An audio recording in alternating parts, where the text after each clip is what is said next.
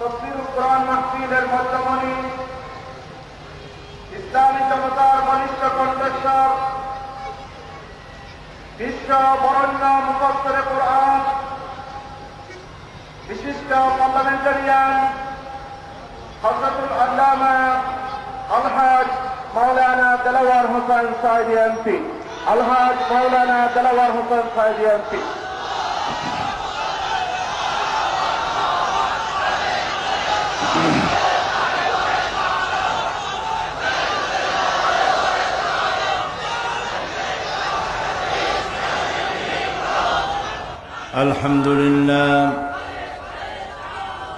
الحمد لله نحمده ونستعينه ونستغفره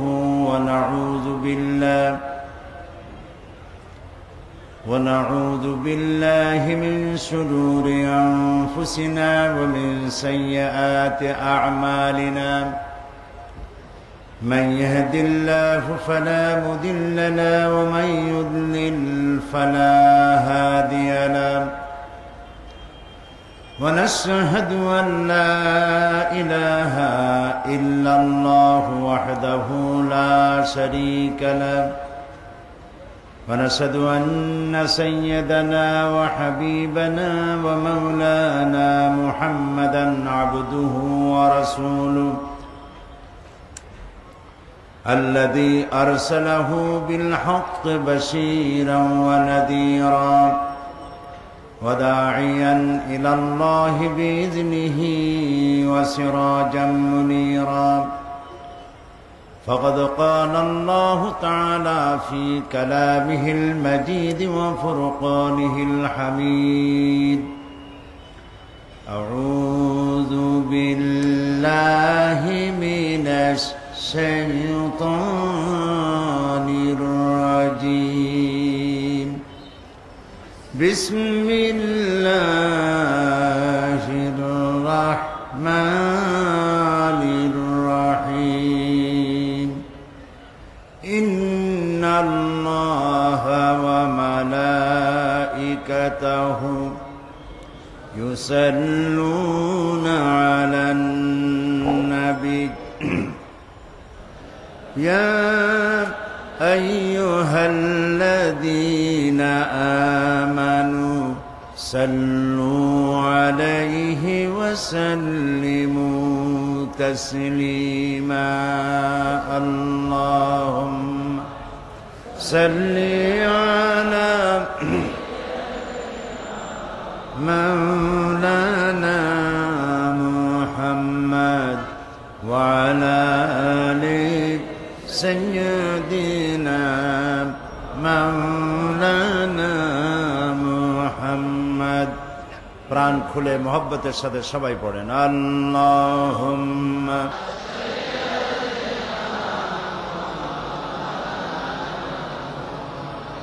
وعلى آل سيدنا مولانا محمد بلغ العلا بكماله كشف الدجى بجماله حسنت جميع خصاله صلوا عليه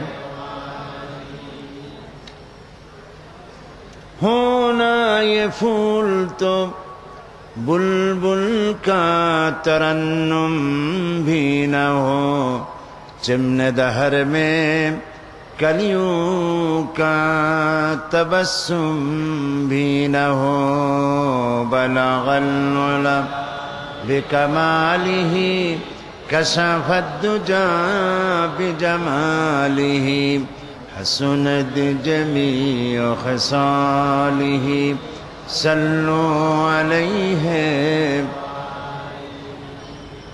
नसीमा जानबे बतहा गुजर कुन ज़हवालम मुहम्मद रा खबर कुन बलगल उला बिकमालिही कशफद दुजा बिजमालिही حسنت جميع خصاله صلوا عليه وآله اللهم آمين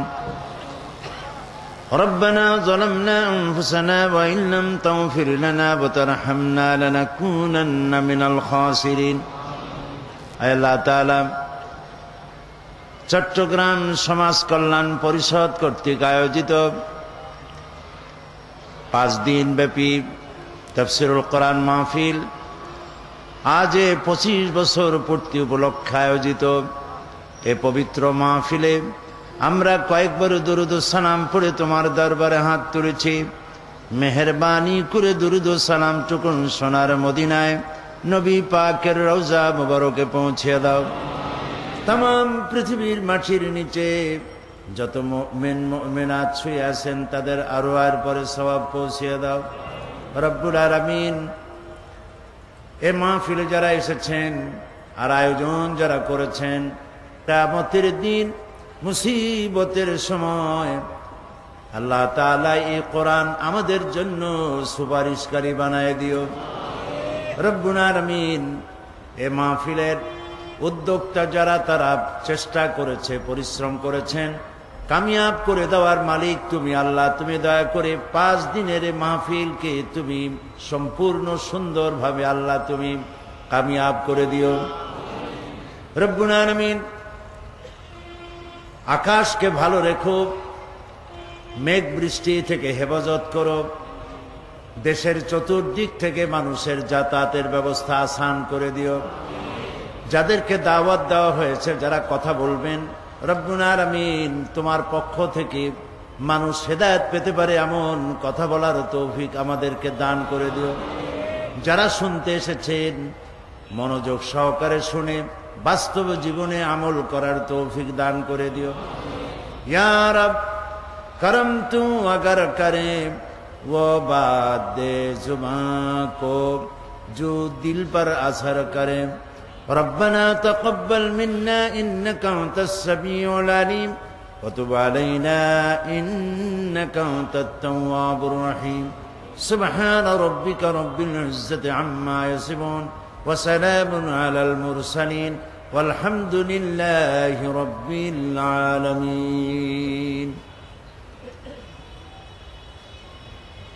সম্মানিত সভাপতি, বন্ধুবর, আল্লামা হযরত মাওলানা শামসুদ্দিন সাহেব মাদ্দাজুল্লাহুল আলী, আজকের এই পবিত্র মাহফিলের রৌনক বখশ মেহমান আজিম বাইতুল শরীফের হযরত পীর সাহেব হযরতুল আল্লাম শাহ কুতুবউদ্দিন সাহেব আতালাল্লাহু উমরাহু ওয়া বারাকাল্লাহু ফি হায়াতি, হযরত উলামায়ে কেরাম, বাংলাদেশের বিভিন্ন জেলা থেকে আগত, পার্শ্ববর্তী দেশ থেকে আগত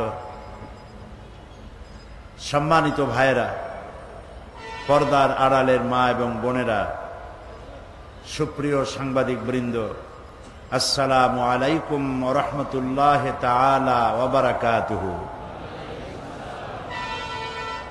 আমরা আল্লাহ সুবহানাহু ওয়া তাআলার দরবারে লাখো কোটি সুজুদ পেশ করছি, শুকর আদায় করছি, যিনি সেই চট্টগ্রামের মিউনিসিপ্যাল হাই স্কুল ময়দান থেকে শুরু করে কলেজিয়েট হাই স্কুল ময়দান থেকে প্যারেড ময়দান পর্যন্ত হাঁটি হাঁটি পা পা করে তাফসীরুল কোরআন মাহফিলকে 25 বছর এর ভরা যুবকে পরিণত করেছেন। 25 বছর পূর্তি উপলক্ষে আয়োজিত আজকের এই মাহফিলে যে আল্লাহ তাআলা আমাদেরকে উপস্থিত হবার তৌফিক দিয়েছেন, তার দরবারে শুকরগুজার হচ্ছি। আমরা সবাই পড়ছি আলহামদুলিল্লাহ, রব্বানা লাকাল হামদ হামদান কাসীরান তাইয়্যিবান মুবারাকান ফীহি ইয়া রাব্বি লাকাল হামদু কামা ইয়ানবাগি লিজালালি ওয়াজহিকা ওয়া আযীমি সুলতানিকা। আমরা আল্লাহ তাআলার শুকরিয়া আদায় করে নিলাম। চট্টগ্রাম সমাজ কল্যাণ পরিষদের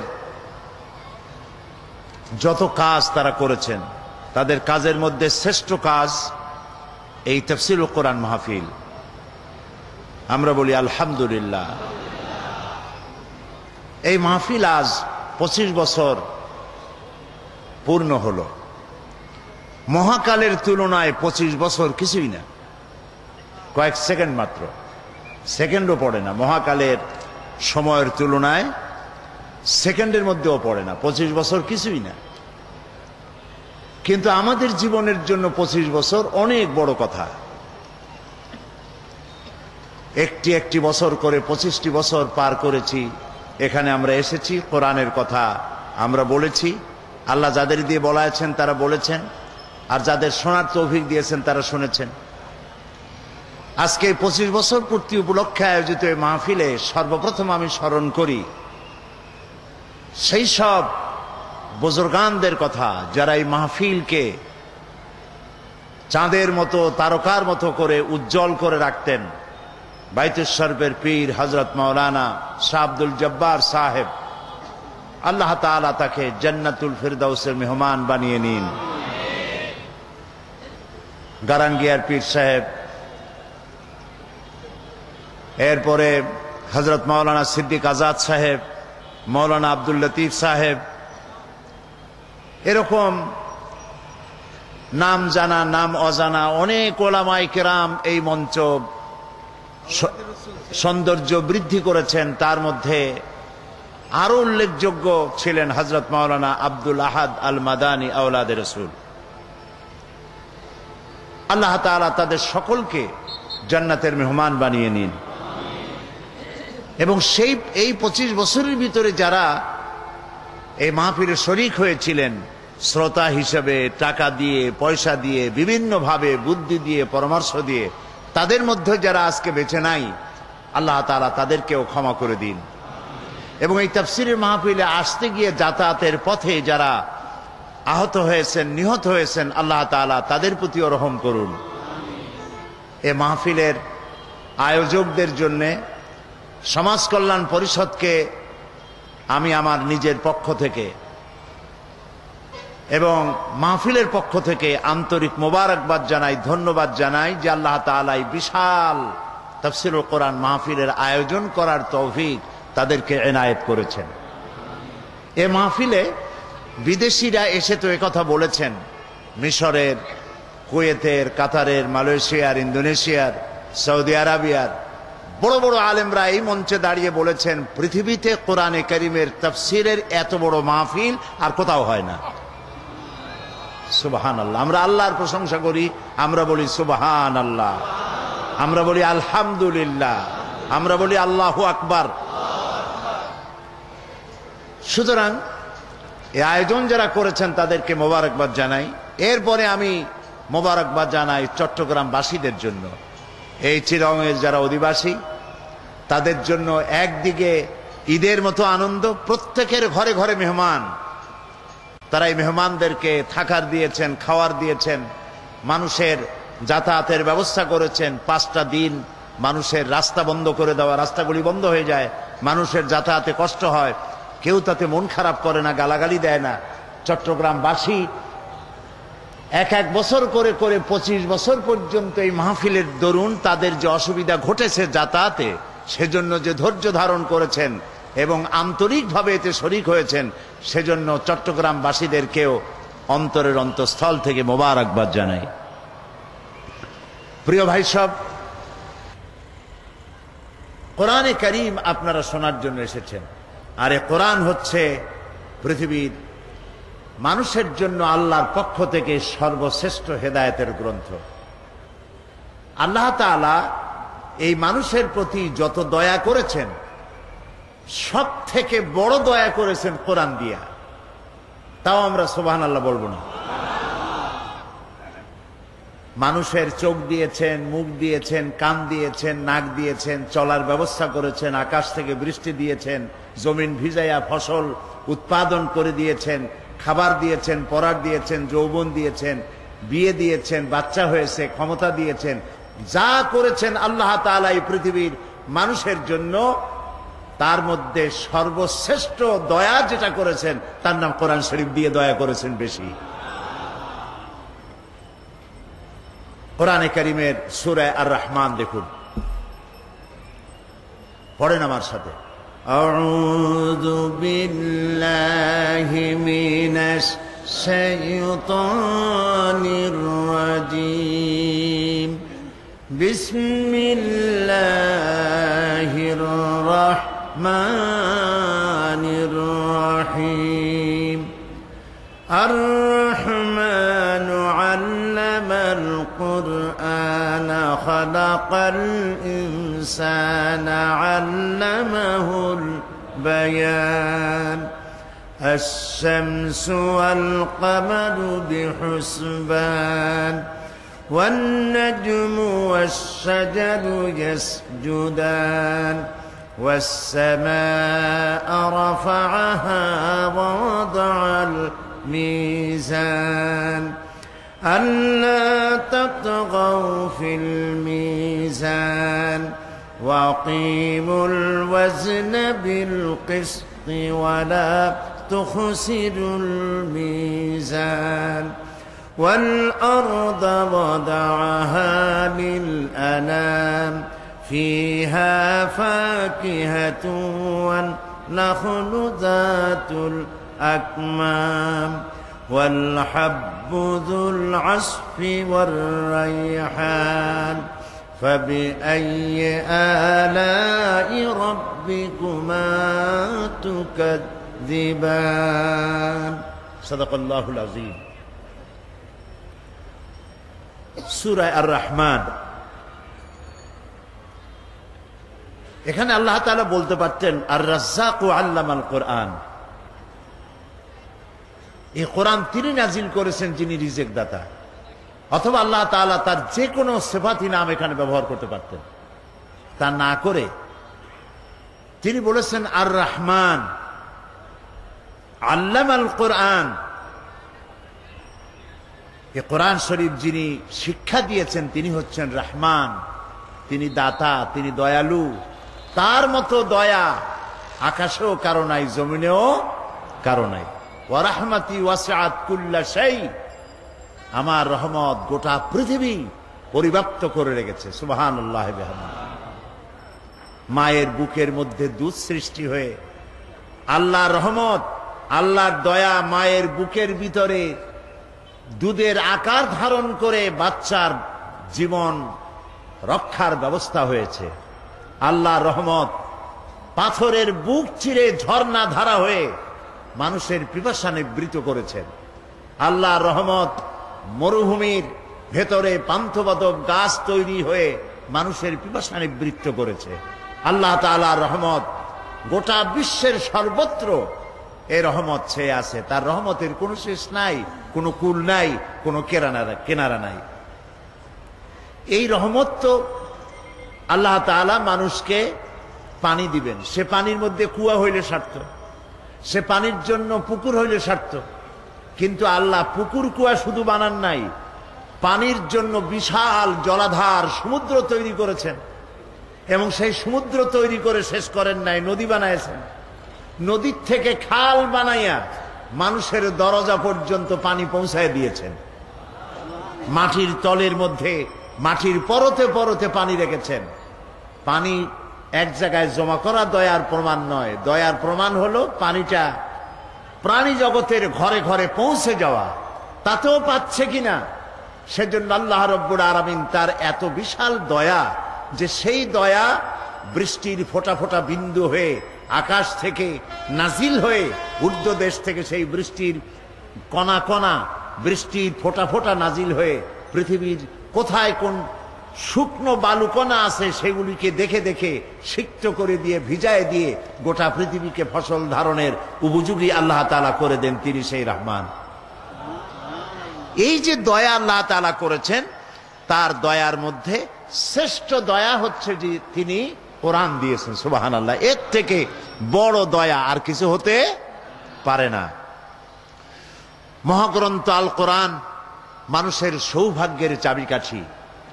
এই কোরআন এসেছে মানুষের সৌভাগ্য করে দেওয়ার জন্য, ভাগ্যাহত করার জন্য কোরআন আসে নাই। আল্লাহ রাব্বুল আলামিন কোরআনে কারীমের মধ্যে বলেছেন, তাহা মা আনজালনা আলাইকাল কুরআনা লিতাশকা। আল্লাহ তাআলা বলেন, নবী হে, এই কোরআন আপনার প্রতি এই জন্য অবতীর্ণ করা হয় নাই যে কোরআনের কারণে আপনি ভাগ্যাহত হবেন। কোরআন আপনাকে ভাগ্য বিবর্জিত করবে, ভাগ্য বিপর্যস্ত করবে। কোরআন এর কারণে আপনি হতভাগ্য হবেন, এই জন্য কোরআন আসে নাই। কোরআন এসেছে, কোরআন যাদের কাছে থাকবে তারা হবে পৃথিবীর শ্রেষ্ঠ সৌভাগ্যবান জাতি। আমরা লক্ষ্য করে দেখতে পাই, ইতিহাস সাক্ষী, 610 খ্রিস্টাব্দে কোরআন নাজিলের সূচনা লগ্ন, কোরআন নাজিলের সূচনা লগ্ন 610 খ্রিস্টাব্দ থেকে। সেই সময়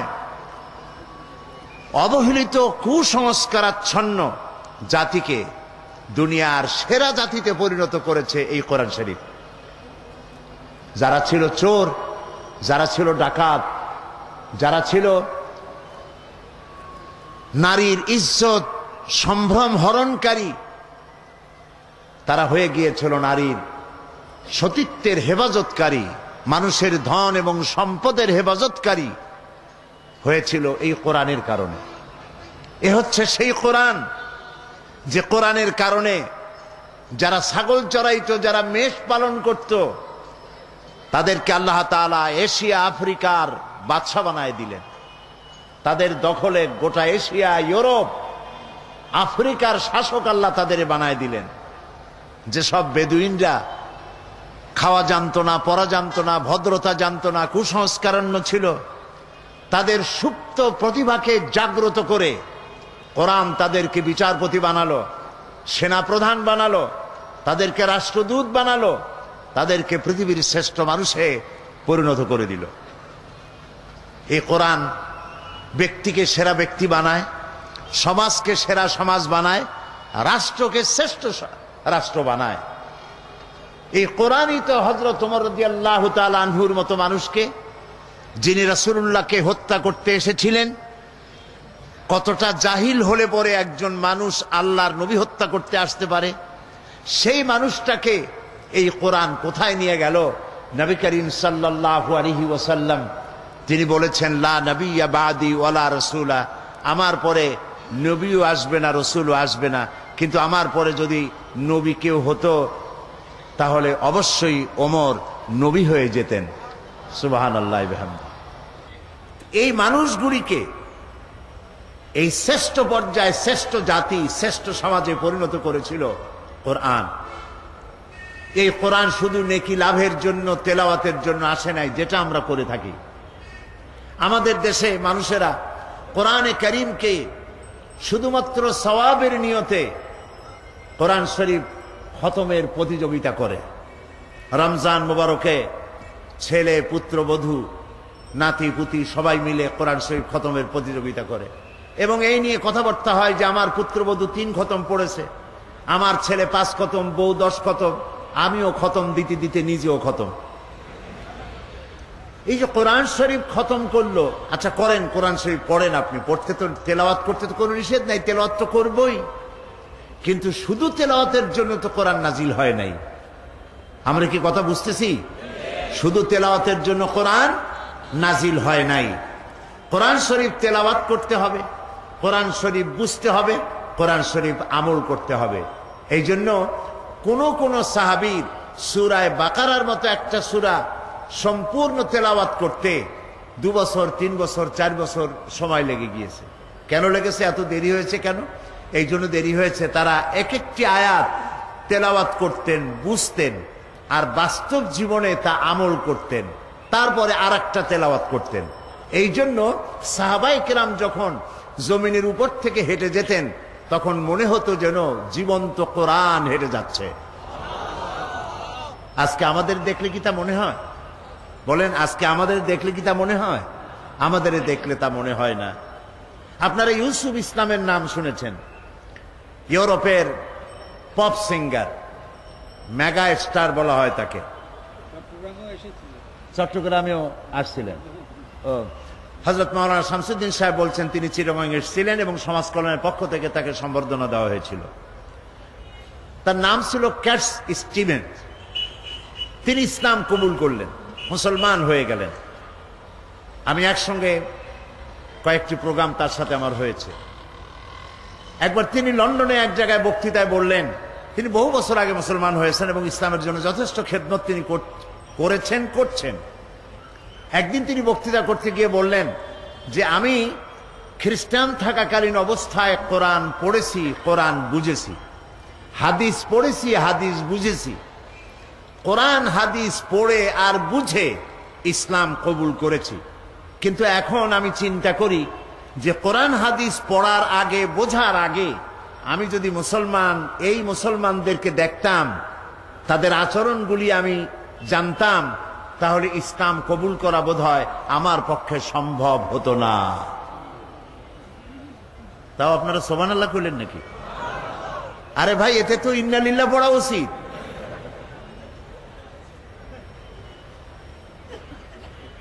কথাটার অর্থ হলো, এই কোরআনে যে ইসলামের কথা বলা আছে, এই কোরআনে যে মুসলমানের কথা বলা আছে, নবী করিম সাল্লাল্লাহু আলাইহি ওয়াসাল্লামের হাদিসে যে ইসলাম আর মুসলমানদের কথা আছে, আমাদের পা থেকে মাথা পর্যন্ত সেই ইসলাম কোথায়?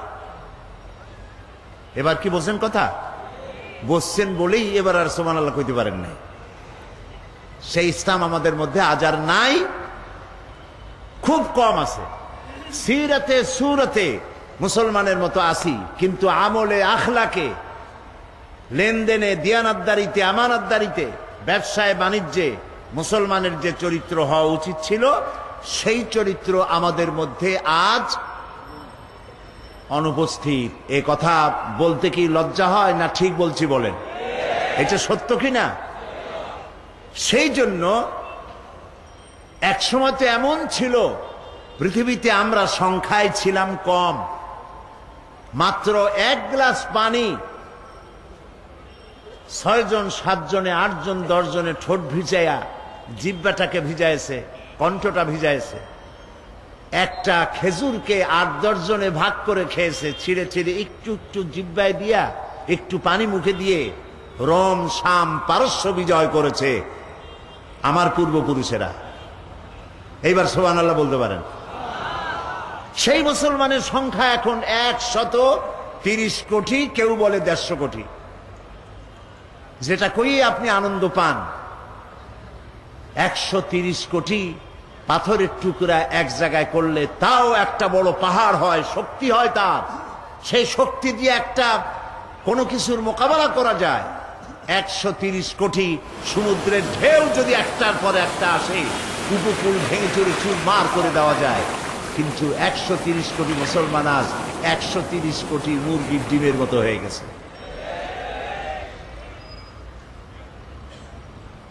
বলতে আজ খুব দুঃখ হয়। এই অবস্থার জন্য আমরা দায়ী। এই অবস্থার জন্য কারা দায়ী বলে? আমরা নিজেরাই দায়ী। বিগত 25টি বছর, 25 বলবো না, এই মঞ্চে বিগত 24 বছর, 2টা যুগ এই কথাগুলি আমরা বলেছি। আমরা কথা বলতে পিছপা হই নাই, সত্য কথা বলেছি। বিশ্ব মানবতার বিরুদ্ধে পরিচালিত নির্যাতন এবং জুলমের বিরুদ্ধে আমরা কথা বলেছি। দেশের ব্যাপারেও বলেছি, বিদেশের ব্যাপারেও বলেছি। তাতে কারো কোনো রক্তচক্ষুকে আমরা পরোয়া করি নাই। এটা সত্য কিনা? আজও পরোয়া করি না। আমরা কথা বলবই। আমাদেরকে কথা বলতে হবে।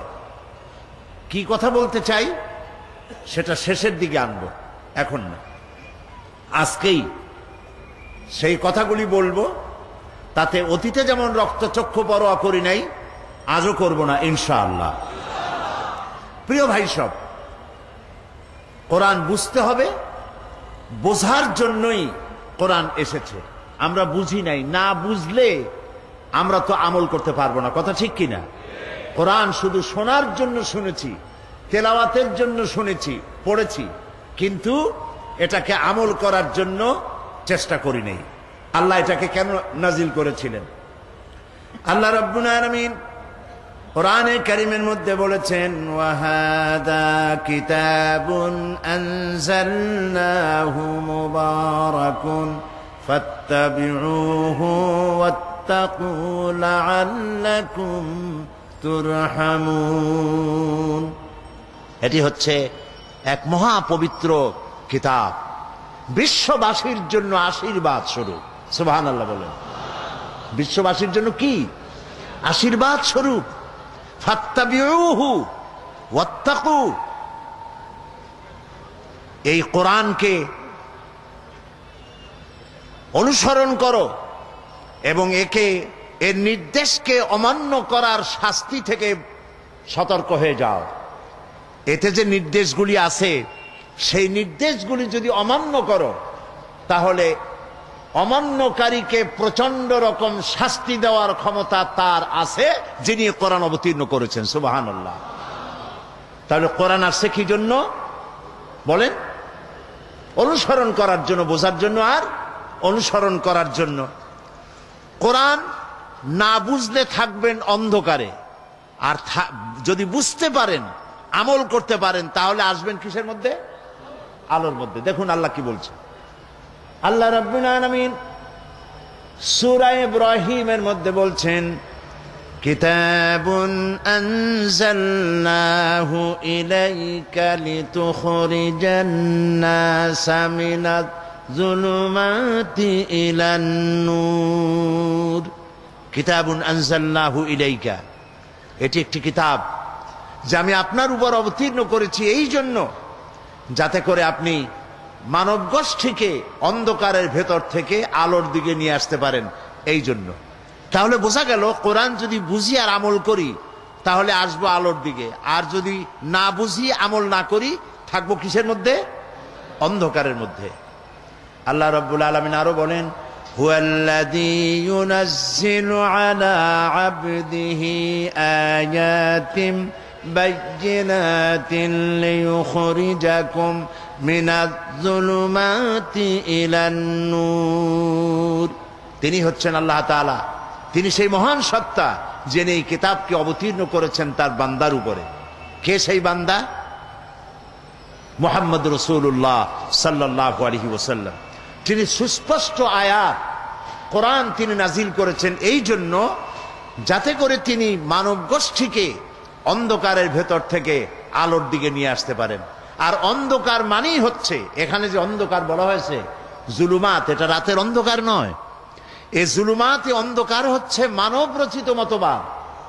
মানব রচিত মতবাদগুলি মানুষেরা মানুষকে পরিচালনার জন্যে যত মত এবং পথ তৈরি করেছে, তার সবগুলি হলো অন্ধকার। বলেন সবগুলি কি? অন্ধকার। যেমন কমিউনিজম, সোশ্যালিজম, ন্যাশনালিজম, সেকুলারিজম, এই যত ইজম আছে, যত মতবাদ আছে, পুঁজিবাদ, জাতীয়তাবাদ, সমাজবাদ, তারপরে ধর্মনিরপেক্ষ মতবাদ, এই যত মতবাদ মানুষে তৈরি করেছে, সকল মতবাদের পরিণতি হলো বরবাদ। এই সবগুলির পরিণতি বরবাদ। আর ইসলাম এর পরিণতি হচ্ছে আবাদ। ইসলাম এটি হচ্ছে আল্লাহর তৈরি করা, এটার নাম হচ্ছে নূর, এটার নাম আলো। আর মানুষ যেগুলি বানিয়েছে এগুলি হচ্ছে সব অন্ধকার। কারণ মানুষ যা তৈরি করে এর মধ্যে ভুল থাকে। বলেন থাকে কিনা? থাকে কিনা? এই কোরআন কে তৈরি করেছেন? সবাই বলেন আল্লাহ তাআলা তৈরি করেছেন। এই কোরআন তার সৃষ্ট, এটা তার বাণী। এটা তার কথা, এটা তার বক্তব্য, এটা তার জ্ঞান। আর মানুষ যা তৈরি করে তার সব নিজের জ্ঞান। আমাদের দেশে সংবিধান আছে, কনস্টিটিউশন আছে। আমাদের দেশের কনস্টিটিউশন সহ পৃথিবীতে যত সংবিধান আছে সমস্ত সংবিধানগুলি আল্লাহর তৈরি না মানুষের তৈরি? সবাই বলেন মানুষের তৈরি। আর মানুষের তৈরি বলেই প্রত্যেক বছর এতে অ্যামেন্ডমেন্ট করতে হয়, সংযোজন, বিয়োজন, সংশোধন, পরিবর্তন, পরিবর্ধন এগুলি করা লাগে, ঠিক কিনা বলে? আমাদের দেশের সংবিধানে করা লাগে নাই নাকি? লাগছে কিনা? সব দেশে লাগে, শুধু আমার দেশে না, সব দেশে লাগে। এবার বলেন তো কোরআন শরীফের মধ্যে পরিবর্তন, কোরআনের বয়স কত? 1400 বছর বা 1500 বছর আপনি বলতে পারেন। প্রায় 1500 বছর এই কোরআনে কারিমের বয়স। আল্লাহ রাব্বুল আলামিন একে নাজিল করেছেন 1500 বছরের ভিতরে। মানব গোষ্ঠীর মধ্যে এমন একজন মানুষ দেখা যায় না, এমন একজন মানুষের কথা শোনা যায় নাই যিনি বলতে পেরেছেন যে কোরআনের এই আইন বর্তমান যুগে অচল।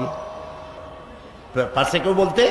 কোরআনের ভিতর কোনো পরিবর্তন আসে নাই, ভবিষ্যতে আসতে পারে নাকি বলেন? ভবিষ্যতে আসতে পারে না, কারণ এটি হচ্ছে আল্লাহ তাআলার বক্তব্য, আল্লাহ তাআলার কোরআন। এই জন্য মানুষ যেন কোরআন নিয়ে চিন্তা করে, কোরআন নিয়ে ভাবনা করে, এজন্য কোরআনের মধ্যে আল্লাহ পাক বারবার বলেছেন। আল্লাহ রাব্বুল আলামিন কোরআনে কারীমের মধ্যে বলেছেন, আফালা ইয়াতাদাব্বারুনাল কুরআনা ওয়ালাউ কানা মিন ইনদি গায়রিল্লাহি লাওয়াজাদু ফীহি ইখতিলাফান কাসীরা। আফালা ইয়াতাদাব্বারুনাল কুরআন, এরা কি কোরআন নিয়ে চিন্তা ভাবনা করে না? কোরআন নিয়ে কোনো গবেষণা করে না? ওয়ালাউ কানা মিন ইনদি গায়রিল্লাহ, যদি এটা আল্লাহ ছাড়া অন্য কারো কাছ থেকে আসতো, লাওয়াজাদু ফীহি ইখতিলাফান কাসীরা, তাহলে এর মধ্যে তোমরা অনেক অসঙ্গতিপূর্ণ বক্তব্য পেতে, একটার সাথে আরেকটার কথার মিল হতো না। কিন্তু কোরআনের মধ্যে প্রত্যেকটি বক্তব্যের সামঞ্জস্যপূর্ণ, সঙ্গতিপূর্ণ, কোনো অসঙ্গতি কোরআনের মধ্যে নাই। তোমরা কি এগুলি চিন্তা করো না, বিবেচনা করো না? তোমাদের কি আকল নাই, জ্ঞান নাই? আফালা তুবসিরুন, আফালা তাসমাউন, আফালা তাকিলুন, তোমরা কি দেখতে পাও না? তোমরা কি শুনতে পাও না? তোমাদের কি জ্ঞান নাই, আকল নাই? আল্লাহ তাআলা বারবার বলছেন এটা দেখো, কোরআন সম্পর্কে চিন্তা করো, ভাবনা করো, গবেষণা করো। কোরআন শরীফের মধ্যে আল্লাহ তাআলা বলছেন, কিতাবুন আনজালনাহু ইলাইকা মুবারাকুন লিয়াদাব্বারু আয়াতিহি ওয়া লিয়াতাযাক্কারা উলুল আলবাব। এটি একটি কিতাব, আমি একে নাজিল করেছি, এটাকে আমি অবতীর্ণ করেছি। এটি একটি আশীর্বাদ, এটি একটি রহমত গোটা বিশ্ববাসীর জন্য। এই আয়াতগুলি সম্পর্কে তোমাদের চিন্তা ভাবনা করা উচিত, গবেষণা করা উচিত। আল্লাহ রাব্বুল আলামিন বলেন, আফালা ইয়াতাদাব্বারুনাল কুরআনা আম আলা কুলুবিন আকফালুহা, তারা কি এই কোরআন নিয়ে কোনো চিন্তা ভাবনা করে না, নাকি তাদের কলবের মধ্যে তালা লেগে গেছে? তাদের অন্তঃকরণ কি তালা লেগে গেছে? তারা কোরআন নিয়ে চিন্তা ভাবনা করে না কেন? আল্লাহ তাআলা কোরআন নিয়ে গবেষণা করার জন্য বলেছেন, চিন্তা ভাবনা করো, গবেষণা করো, কি নিয়ামত আল্লাহ তাআলা তোমাদেরকে দান করেছেন। আমি শুরুতেই বলেছি, এ কোরআন নাজিল করেছেন যিনি, তিনি হচ্ছেন রহমান। নিজের এই নামটি তিনি ব্যবহার করেছেন, এই কারণে বিশ্ববাসীর জন্য, মানব গোষ্ঠীর জন্য আল্লাহ যত দয়া করেছেন, কোরআন নাজিল করে সর্বশ্রেষ্ঠ দয়ার প্রমাণ দিয়েছেন তিনি। সুবহানাল্লাহ। এই জন্য মন মস্তিষ্ক, যারা মন মস্তিষ্ক কাজে লাগায় না, তারা বুঝবে কি করে? তারা কি আমি কি দেখি সেটা তো আমার মস্তিষ্ক দিয়ে চিন্তা করা উচিত, ঠিক কিনা বলে? এরপরে কান কি শুনলো সে সম্পর্কে এরা খবর রাখে না। কি দেখলো তা চিন্তা করে না, কি শুনলো তা চিন্তা করে না। তার শরীরে কিসের স্পর্শ করলো তাও সে বুঝতে পারলো না, তার মানে হলো তার মগজকে সে কাজে লাগাচ্ছে না। এই জন্য তার ব্রেনকে, তার মগজকে, তার চোখকে কাজে লাগানো দরকার। আল্লাহ তাআলা আমাদেরকে যে সমস্ত নিয়ামত দান করেছেন, হস্তপদাতি, চক্ষু, কর্ণ, নাসিকা, এগুলি সব কাজে লাগাতে হবে কোরআন শরীফ বোঝার জন্য। আল্লাহ তাআলা চোখ দিয়েছেন, এই চোখকে আমরা কাজে লাগাইনি।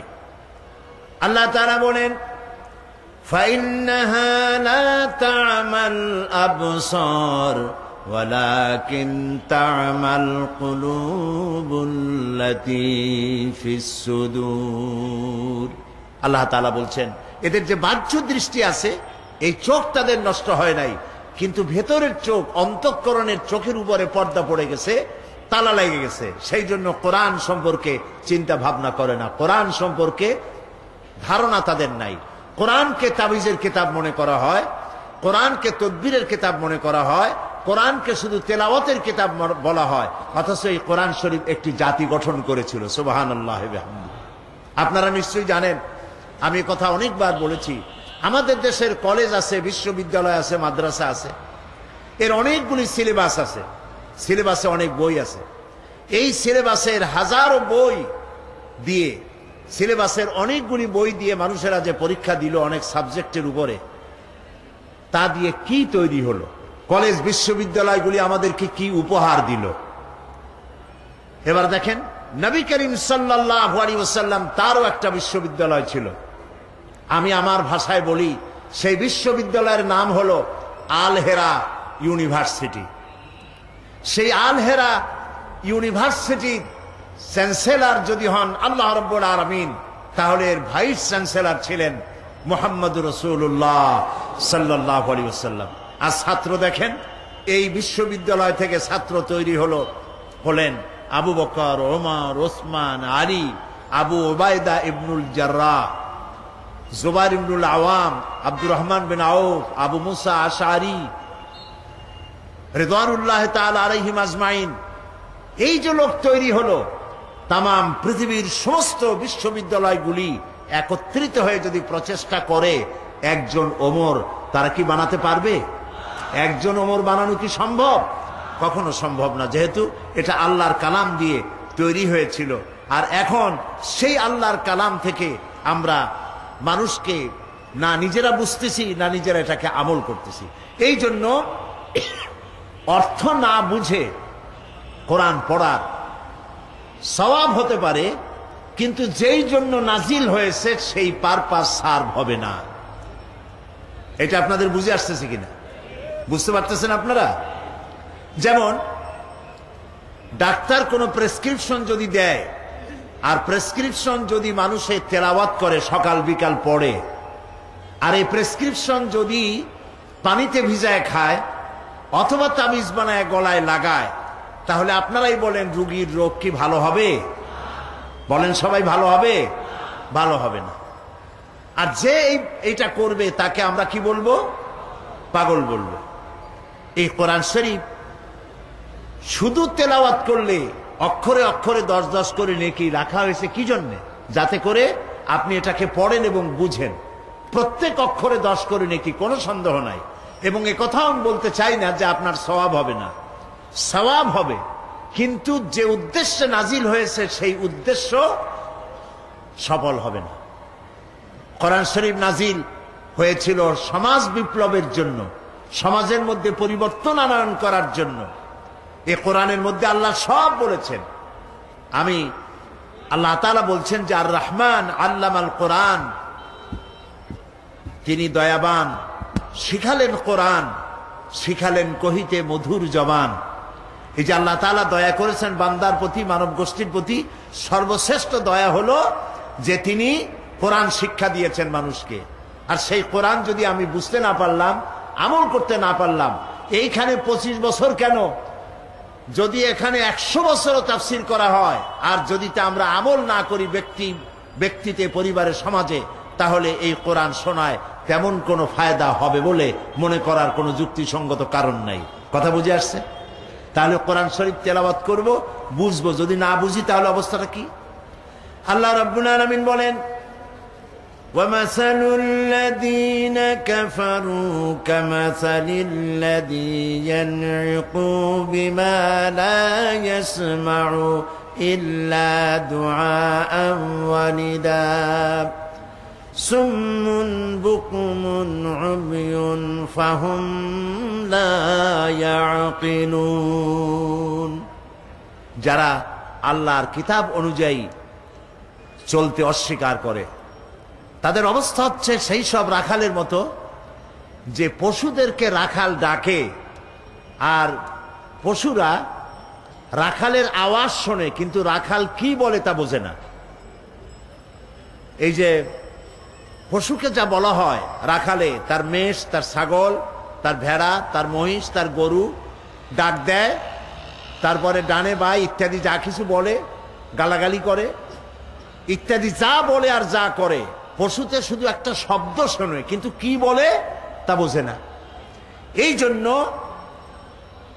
যারা কোরআনকে অস্বীকার করেছে, যারা আল্লাহ তাআলার বাণীকে অস্বীকার করেছে, কোরআনের আওয়াজ যখন তারা শোনে শুধু শব্দই শোনে কিন্তু এর আহ্বান তাদের অন্তঃকরণের মধ্যে প্রবেশ করে না। আল্লাহ তাআলা যেন আমাদের কলবের মধ্যে আল্লাহর এই কথাগুলি বোঝার তৌফিক যেন আল্লাহ আমাদেরকে দান করেন, আমরা বলি আমিন। কথাগুলি বুঝতে হবে। কোরআন আল্লাহ ইচ্ছে করলে তো একবারই 23 পারা কি বলে 30 পারা নাজিল করে দিতে পারতেন না? এটা কি একবারে নাজিল হয়েছে? কত বছর লাগলো? 23 বছর সময় লাগছে। কেন লাগছে এটাও আমাদের চিন্তা করতে হবে। আসছে তো আল্লাহর কাছ থেকে, বাণীটা কার? আল্লাহ। তো তিনি একসাথে না দিয়া জিবরাইল আলাইহিস সালামকে এত বারবার পাঠাইলেন, 23 বছরে কত হাজারবার তাকে আসতে হয়েছে। এটা কি জন্য? কেন? কারণ হচ্ছে ইসলাম হলো একটি মোকাম্মাল নিজামে হায়াতের নাম। ইসলাম হচ্ছে একটি পূর্ণাঙ্গ জীবন বিধানের নাম। আর নবী করিম সাল্লাল্লাহু আলাইহি সাল্লাম হচ্ছেন এই আন্দোলনের দিশারি, এটার সর্বশ্রেষ্ঠ এবং সর্বশেষ নেতা। এখন এই ইসলামী আন্দোলনকে, এই জীবন ব্যবস্থাকে প্রতিষ্ঠিত করতে গিয়ে যত রকমের বাধা বিপত্তির মোকাবেলা তিনি করেছেন, ওই বাধা বিপত্তিকে উত্তরণের জন্য আল্লাহর পক্ষ থেকে যত বক্তব্য, বিবৃতি, আল্লাহর ভাষণ, আল্লাহর রায়, আল্লাহর কথা যা কিছু জিবরাইল এনেছেন নবী করিম সাল্লাল্লাহু আলাইহি সাল্লামের কাছে, সেগুলি যে কিতাবে লিপিবদ্ধ হয়েছে ওই কিতাবের নাম কোরআন শরীফ।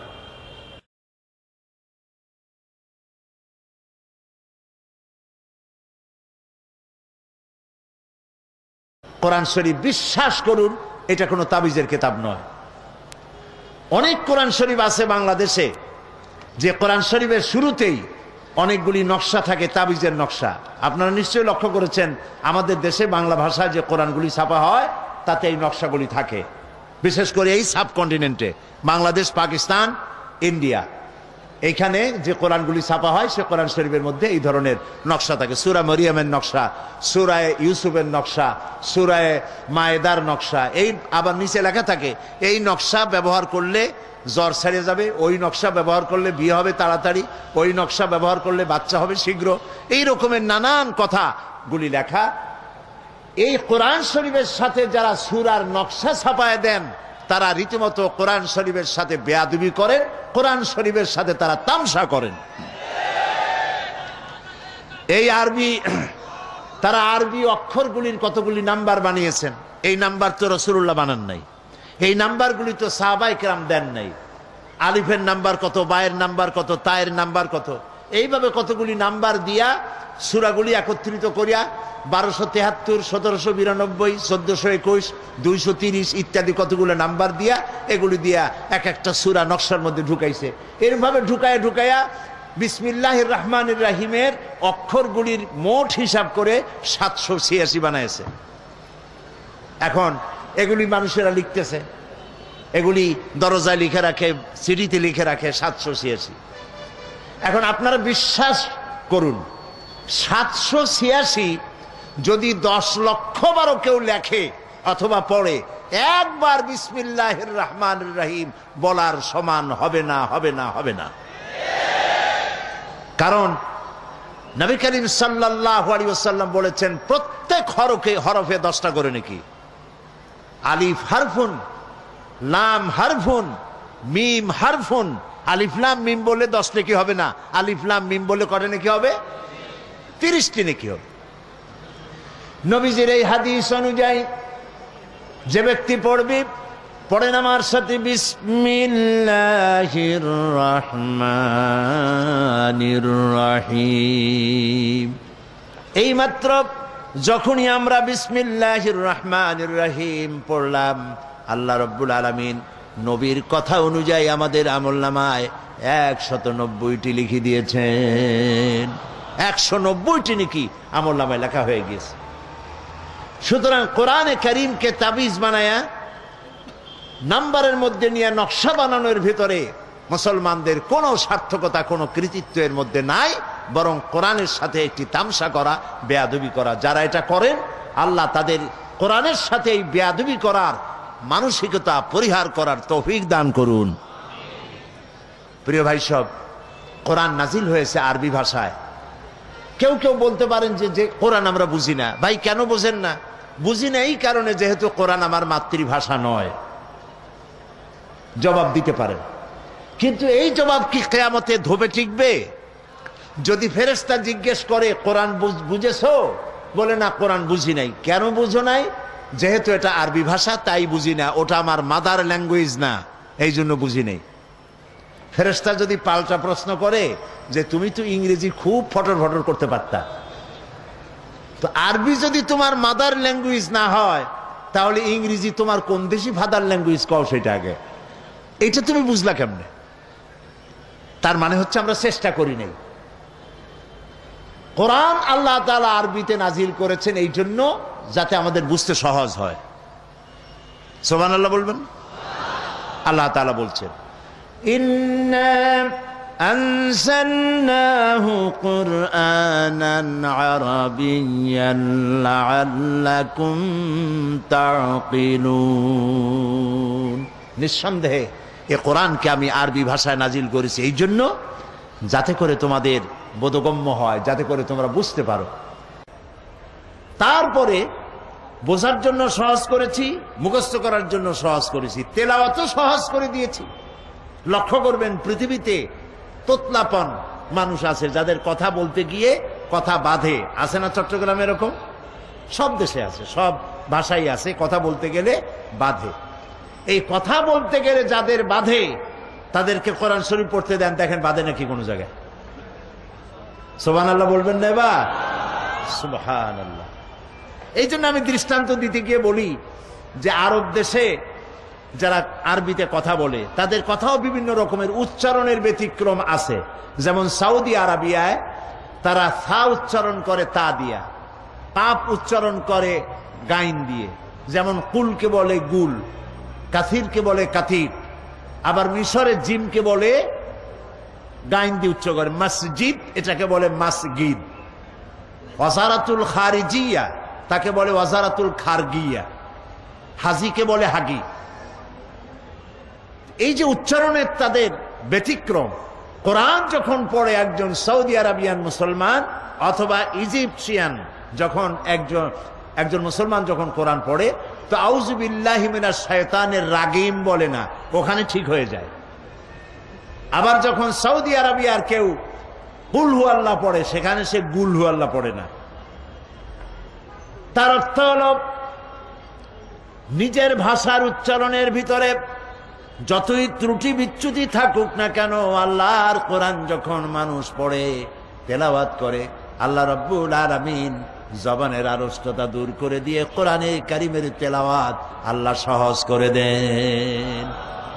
এটা বোঝাও সহজ, তেলাওয়াত করাও সহজ, মুখস্থ করাও সহজ, কারণ এটা আল্লাহ তাআলা নাজিল করেছেন। আল্লাহ রাব্বুল আলামিন বলেন, فَإِنَّمَا يَسَّرْنَاهُ بِلِسَانِكَ لَعَلَّهُمْ يَتَذَكَّرُونَ। হে নবী, অবশ্যই কোরআনকে আমি আপনার বাক প্রক্রিয়ার মধ্যে আমি সহজ করে দিয়েছি, যাতে করে লোকেরা সহজেই এর থেকে উপদেশ গ্রহণ করতে পারে। নবী করিম সাল্লাল্লাহু আলাইহি ওয়াসাল্লাম কোরআন শরীফ যখন নাজিল হতো, তিনি তেলাওয়াত করতেন খুব দ্রুত গতিতে, যাতে করে আয়াত, পারা, সূরা, জের, জবর কোন রকমের ছুটে না যায়। মহান আল্লাহ রাব্বুল আলামিন নবীজির এই কষ্ট লক্ষ্য করলেন আর তাকে জানায় দিলেন, লা তুহাররিক বিহি লিসানাকা লিতাজালা বিহি। ও নবী, কোরআনকে মুখস্থ করার জন্য আপনার জিহ্বা এত নাড়াচাড়া করার কোনো প্রয়োজন নাই। জিবরাইল যখন আপনার প্রতি কোরআন অবতীর্ণ করে, আমার জিবরাইলের সাথে একবার মাত্র আপনি কোরআনে কারীম তেলাওয়াত করবেন, আপনার সিনার ভিতরে গোটা কোরআন শরীফ মুখস্থ করায় দেওয়ার মালিক আমি আল্লাহ।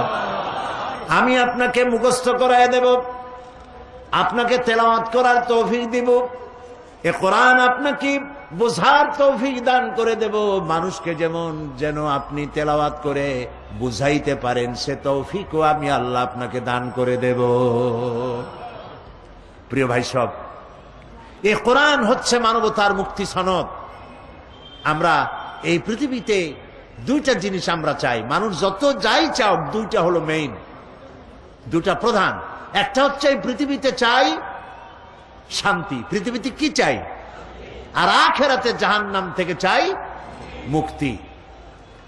পৃথিবীতে যদি আমরা শান্তি চাই, তাহলে কোরআনের ব্যবস্থা ছাড়া শান্তি আমরা পাবো না, কোরআনের আইন ছাড়া শান্তি পাবো না। আপনি সন্ত্রাস দূর করবেন, সন্ত্রাস দূর করতে চান, চাঁদাবাজ, মাস্তান, হাইজাকার বন্ধ করতে চান, পারবেন না বন্ধ করতে, 100% বন্ধ করতে পারবেন না। কাঙ্ক্ষিত মানেও পৌঁছাতে পারবেন না যতক্ষণ পর্যন্ত কোরআনের আইন চালু না করেন। কেবলমাত্র কোরআনের আইন দিয়েই এটা বন্ধ হতে পারে। এই জন্য পৃথিবীতে শান্তি যদি চাই, কোরআনের আইন লাগবে। আমি আর রহমান আল্লামাল কোরআন, আল্লাহ যে দয়াবান, তিনি যে মানবতার প্রতি কোরআন নাজিল করে শ্রেষ্ঠ দয়া করেছেন। এক এক করে পর্যায়ক্রমে 5 দিন আমরা এখানে কথা বলবো, ইনশাআল্লাহ আমি আলোচনা করব। বলেন সবাই ইনশাআল্লাহ। আল্লাহ যেন তৌফিক দেন, বলেন আমিন। কোরআন হচ্ছে জীবন যাপনের নির্ভুল ব্যবস্থা। পৃথিবীর সব মতবাদে ভুল, এই কোরআন হচ্ছে 3 সেট জন্য বললেন মাত্র।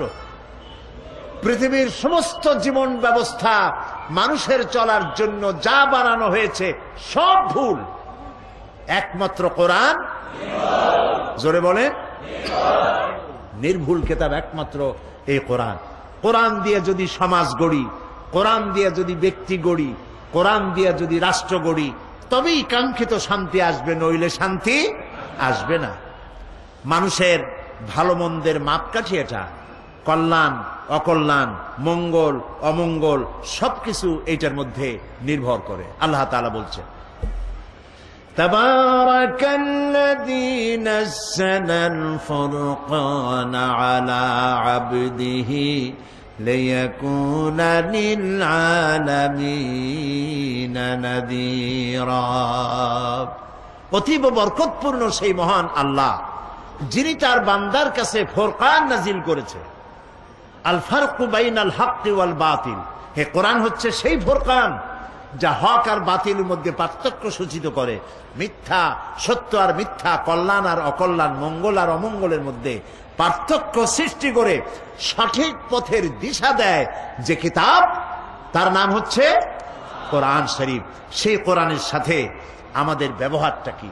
এই কোরআনের সাথে আমাদের ব্যবহার সম্পর্কে মাহিরুল কাদেরী একটা সুন্দর কবিতা তিনি লিখেছেন। মাহিরুল কাদেরী, কোরআনের সাথে, যে কোরআন আমার জীবন, আমার সম্পদ, আমার ঈমান, আমার রক্ত, আমার রুহু, আমার জীবন, আমার স্বাধীনতা, আমার সার্বভৌমত্ব, আমার ইজ্জতের প্রতীক যে কোরআন, সেই কোরআনের সাথে আমাদের ব্যবহারটা কি? মাহিরুল কাদেরী তিনি লিখছেন, ताक़ू में सजाया जाता हूँ, आँखों से लगाया जाता हूँ, ताबीज बनाया जाता हो, धो धो के पिलाया जाता हो। কোরআন বলছে, কোরআনের ভাষায়, কোরআনের হয়ে কবি বলতেছেন, আমার সম্মান দেখো, আমাকে তাকের উপরে রাখা হয়। কোরআন কেউ নিচে রাখে? কোথায় রাখে? তাকের উপরে, আলমারির উপরে সুন্দর করে রাখে, তারপরে ধরিয়া চোখে লাগায় এরকম, এরপরে চোখে লাগায়, চুমা খায়, তাবিজ বানায়া গলায় ঝুলায়, ধুয়ে ধুয়ে পানি খায়। जुज़दाने हरीर व रेशम के और फूल सितारे चांदी के, फिर इत्र की बारिश होती है, खुशबू में बसाया जाता हो। রেশমের কাপড়ে আমারে জড়ায় রাখে, ফুল এবং চাঁদি দিয়ে আমার উপরে ছড়িয়ে দেওয়া হয়, আতরের বৃষ্টি বর্ষণ করা হয়। किस बज़्म में मेरा जिक्र नहीं, किस उर्से में मेरी धूम नहीं, फिर भी मैं अकेला रहता हूँ, मुझसा कोई मजलूम नहीं। সব মাহফিলে আমার কথা বলা হয়, দিনী মাহফিলগুলিতে। আমাকে এমন কোন অনুষ্ঠান আছে মুসলমানদের যেখানে ধর্মীয় মাহফিলগুলিতে আমার সম্মানের কথা বলা না হয়, আমার ইজ্জতের কথা বলা হয়, আমার সুমা দেওয়া হয়, শ্রেষ্ঠ কিতাব বলা হয়। এরপরেও আমি একা থাকি, আমার চাইতে মজলুম কেউ নাই, আমাকে নিয়ে কেউ চিন্তা করে না, আমাকে নিয়ে কেউ ব্যক্তি গড়ে না, আমাকে নিয়ে সমাজ গড়ে না, আমাকে কেউ নিয়ে রাষ্ট্র গড়ে না, আমি একা মজলুম হয়ে পড়ে আছি। মূল বাস্তব কথা হচ্ছে, পৃথিবীতে কোরআনের মতো মজলুম কিতাব এই পৃথিবীতে আর নাই। সামান্য ক্লাস 1-এর ছেলে, নার্সারি গ্রুপের ছাত্র, সেও যা পড়ে বানান করে বুঝে বুঝে পড়ে। আর এই কোরআন আল্লাহর কিতাব মানুষ বুঝতে চেষ্টা করে না, এর থেকে দুঃখ আর কিছুই হতে পারে না। প্রিয় ভাই সব, এই জন্য আমাদের প্রয়োজন হচ্ছে কোরআন বোঝা, কোরআনের উপরে চিন্তা করা, কোরআনের উপরে আমল করা। আল্লাহ রাব্বুল আলামিন বলেন, قل بفضل الله وبرحمته فبذلك فليفرحوا هو خير مما يجمعون। قل بفضل الله وبرحمته, হে নবী আপনি বলুন। শুনতেছেন আপনারা?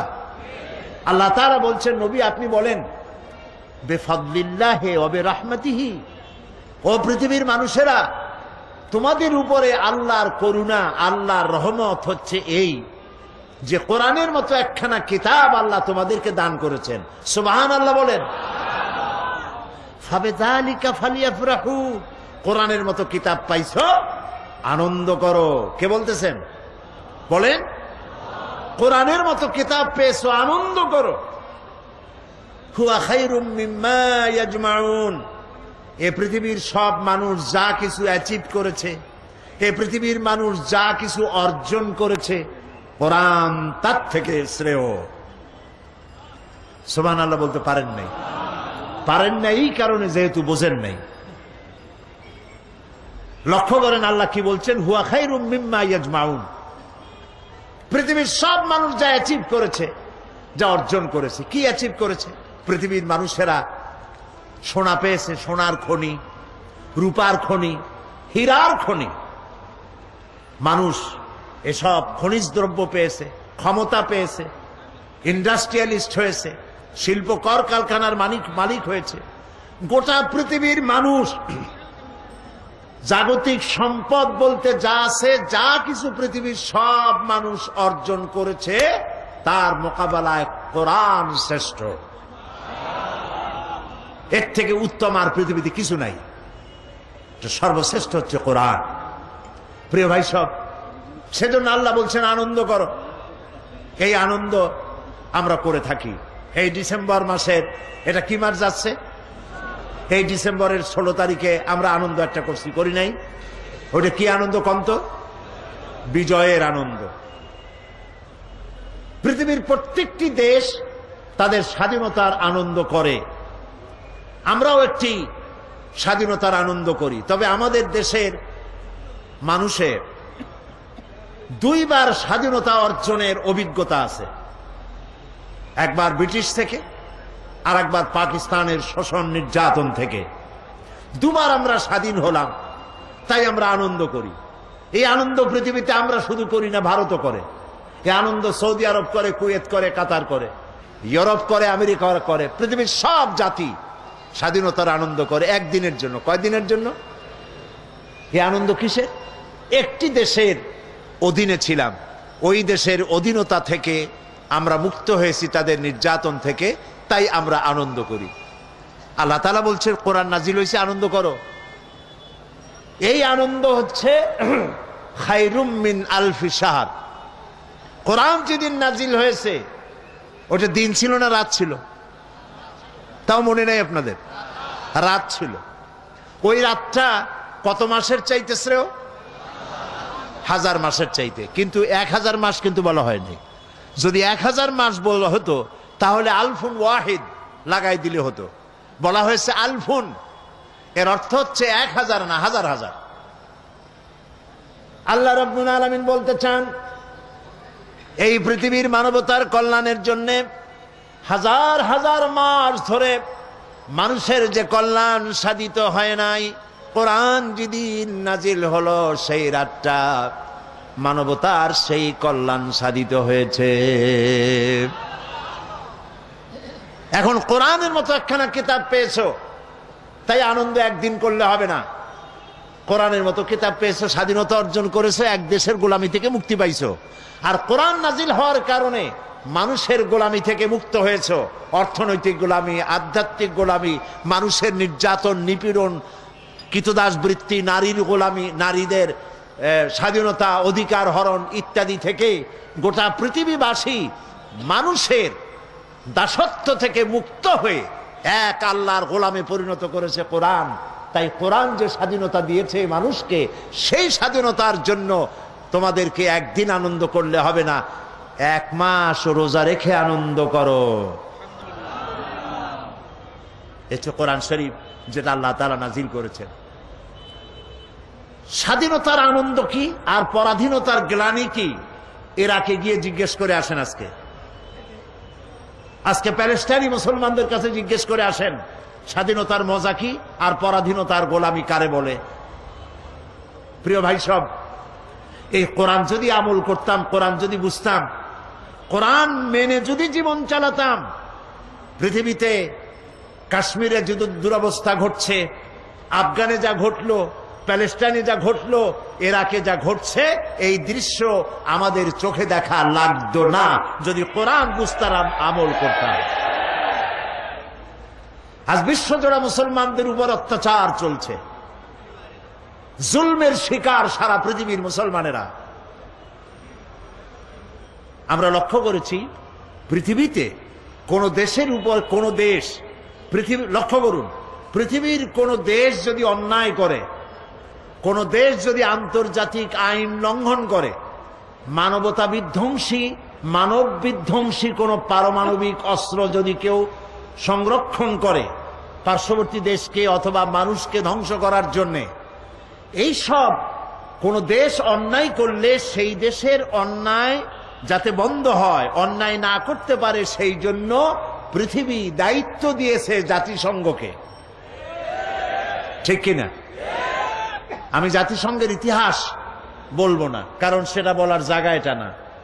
তবে আমি শুরুতে বলেছি আমরা 25 বছর এই মঞ্চে বসে দেশ এবং বিদেশের মানবতার বিরুদ্ধে পরিচালিত জুলমের বিরুদ্ধে কথা বলেছি, কারো রক্ত চক্ষুকে আমরা পরোয়া করি নাই। আজ ইরাক যদি কোনো অন্যায় করে থাকে তাহলে তা দেখার দায়িত্ব ছিল জাতিসংঘের। জাতিসংঘ ইরাককে নোটিশ দেবে, ইরাক যদি সেই নোটিশ না মানে, জাতিসংঘ গোটা পৃথিবীর তার সদস্যভুক্ত দেশগুলিকে ডেকে জরুরি বৈঠক করবে এবং ইরাককে মানতে বাধ্য করবে তার বক্তব্য। যদি না মানে, জাতিসংঘ তার বাহিনী নিয়ে ইরাকের উপরে ঝাঁপিয়ে পড়লে, শুধু ইরাক না, পৃথিবীর যে কোনো দেশ আন্তর্জাতিক আইন যদি লঙ্ঘন করে, জাতিসংঘের এখতিয়ার আছে তার বিরুদ্ধে যুদ্ধ ঘোষণা করে তাকে পদানত করা। কিন্তু সম্পূর্ণভাবে জাতিসংঘকে বুড়ো আঙ্গুল দেখায়া বুশ যে কাজটি করেছে ইরাকের উপরে, তা পৃথিবীর মানব ইতিহাসকে, গণতন্ত্রকে পদদলিত করে মানবতাকে কলঙ্কিত করেছে বুশ। সেজন্য আজ ইরাকের তেল সমৃদ্ধ ইরাক, আজকে তারা গত ঈদ উল ফিতরে আমরা ঈদ করেছি, তাদের কোনো ঈদ হয় নাই। চোখের পানি দিয়ে তারা ঈদ করেছে। এই জুলমের বিরুদ্ধে দুনিয়াকে সোচ্চার হতে হবে। প্রেসিডেন্ট সাদ্দাম হোসেনকে গ্রেফতার করা হয়েছে। আমরা চাই তার আত্মপক্ষ সমর্থনের সুযোগ দেওয়া হোক এবং ইরাকের দালাল, ইরাকের বশংবদ কোন ইরাকি দালালদের দিয়ে গঠিত কোন আদালতে তার বিচার হোক, আমরা তা চাই না।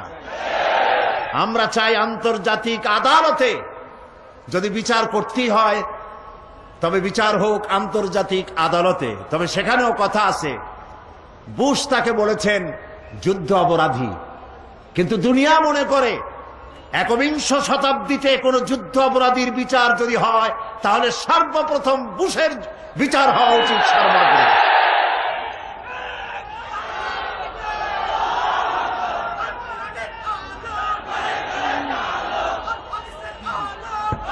প্রিয় ভাই সব, আজকের যে দুরবস্থার সৃষ্টি হয়েছে ইরাকের মুসলমানদের, সেখানকার নারীদের তল্লাশির নাম করে করে ইরাকের পাক পবিত্র মহিলাদের গায়ে হাত দিতেছে কাফের ইহুদি নাসারারা, এই দৃশ্য অসহ্য। সুতরাং আজকে কাউকে না কাউকে কথা বলতেই হবে। মুখ বুজে বসে থাকলে ঘাড়ের উপরে সিন্দাবাদের দৈত্যের মতো চেপে বসবে। মুসলমানদেরকে আজ কথা বলা উচিত। যাদেরকে আল্লাহ পেট্রোল দিয়েছেন, সোনা দিয়েছেন, আল্লাহর সৎকার খাসি না হয়ে কথা বলুন এবং শাহাদাতের ঝুঁকি নিন। শাহাদাতের ঝুঁকি নিয়ে ময়দানে ফিরে আসুন কোরআনের ঝান্ডা নিয়ে। এ কোরআন আমাদের, আমরা এর মোকাবেলা করব ইনশাআল্লাহ। আমরা মোকাবেলা করব কোরআন এবং হাদিস বর্ণিত চরিত্র দিয়ে, জ্ঞান আর বিজ্ঞান দিয়ে আমাদের নিজেদেরকে শানিত করে ইসলামী আদর্শ দিয়ে আমরা এর মোকাবেলা করব ইনশাআল্লাহ। এবং সে মোকাবেলায় মুসলমানরাই জিতবে ইনশাআল্লাহ। প্রিয় ভাই সব, আল্লাহ তাআলা যে কথাগুলি আজকে বললাম কোরআন থেকে, সূরা আর রহমানের আর রহমান থেকে, এ কথাগুলি আল্লাহ তাআলা আমাদের বোঝার আর আমল করার তৌফিক দান করুন। কোরআন পড়ার, বোঝার এবং এই অনুযায়ী জীবন গড়ার তৌফিক যেন আল্লাহ আমাদের দেন, আমরা বলি আমিন। যেহেতু আমরা 5 দিন কথা বলবো, সেজন্য ধীরে ধীরে আমি আস্তে করে কোরআনে কারিমের শিক্ষাগুলি আপনাদের সামনে পেশ করতে চাই বেমাশিয়াতিল্লাহ তাআলা। মোনাজাতের জন্য দাঁড়ানো ভাইয়েরা বসুন, যারা দাঁড়ানো আছেন মেহেরবানি করে বসেন, আমরা মোনাজাত করব। প্রিয় ভাই সব, আপনারা শুনতে পেয়েছেন মাহফিলের পক্ষ থেকে ঘোষণা করা হয়েছে যে অন্যান্য বছরের মতো আমাকে তারা দেরি করে আনবেন না। এই কারণে যে লোকেরা বহুত দূরদারাজ থেকে আসে, তাদের বাড়ি ফিরে যেতে হয়। এ ধরনের অনেকেই কথা বলেছেন হযরত মাওলানা শামসুদ্দিন সাহেবের কাছে এবং তারা নিজেরা সিদ্ধান্ত নিয়েছেন আমাকে তারা দেরি করে আনবেন না। সেই জন্য আপনার অন্যান্য বছরের তুলনায় আজকে দেরি করে আসছেন, যে আমি দেরি করে আসবো এটা মনে করে।